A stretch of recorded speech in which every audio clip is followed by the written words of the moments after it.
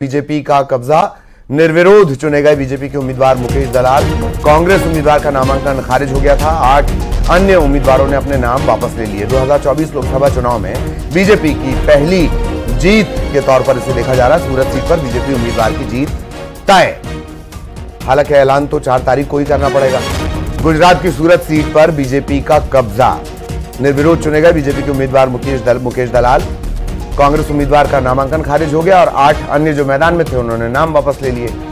तो इसे इस तरह से कहा जा रहा है कि 2024 के लोकसभा चुनाव में बीजेपी की पहली जीत है। हालांकि एक तय प्रक्रिया होती है और उसका पालन किया जाता है।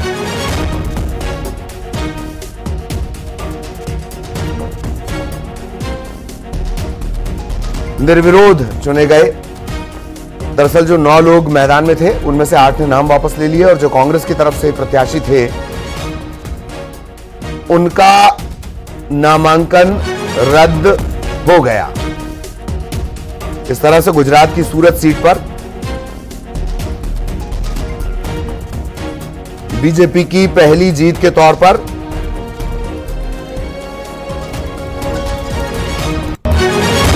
इसे देखा जा रहा है। यह तस्वीर भी आप देख रहे हैं।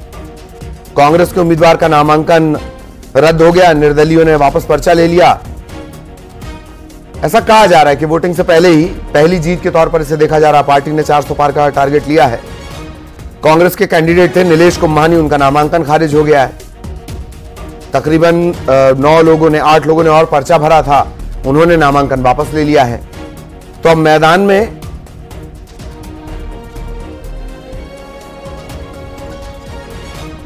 सिर्फ बीजेपी के उम्मीदवार मुकेश दलाल ये ही बचे हैं।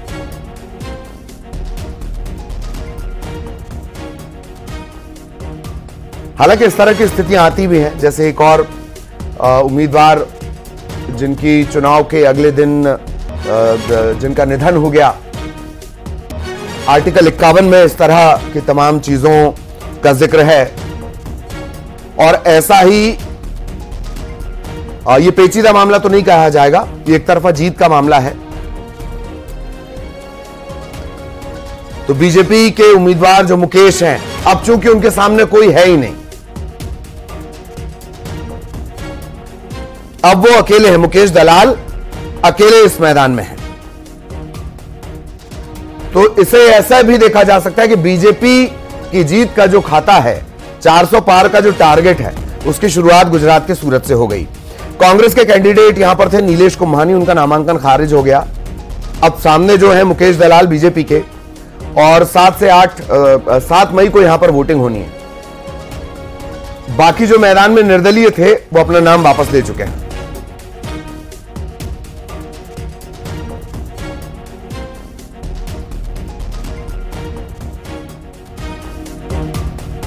और बीजेपी की शिकायत के बाद कुंभानी का जो पर्चा है वो प्रस्तावकों की वजह से खारिज हुआ। और केतन पटेल सूरत से हमारे सहयोगी हमारे साथ जुड़े हुए हैं। केतन, ये बड़ी दिलचस्प सी तस्वीर बन रही है। ऐसा लग रहा है 400 पार के टारगेट की शुरुआत यहीं से हो रही है। पूरी जानकारी दें जरा केतन। चौकस बात कर रहा हूं तो गुजरात के सूरत का जो 24 लोकसभा का उम्मीदवार भाजपा का मुकेश दलाल जी बिन हरीफ आज इलेक्शन छूट गए हैं। इसके सामने जो गठबंधन और आईएनसी का जो नीलेश कुंभानी था उसका नामांकन पत्र रद्द किया गया था।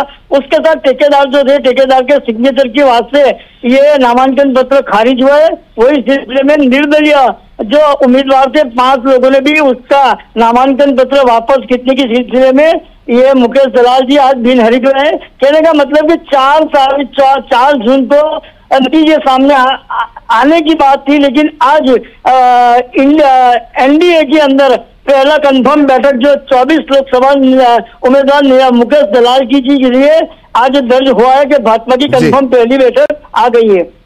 चलिए बहुत बहुत धन्यवाद केतन इस तमाम जानकारी के लिए।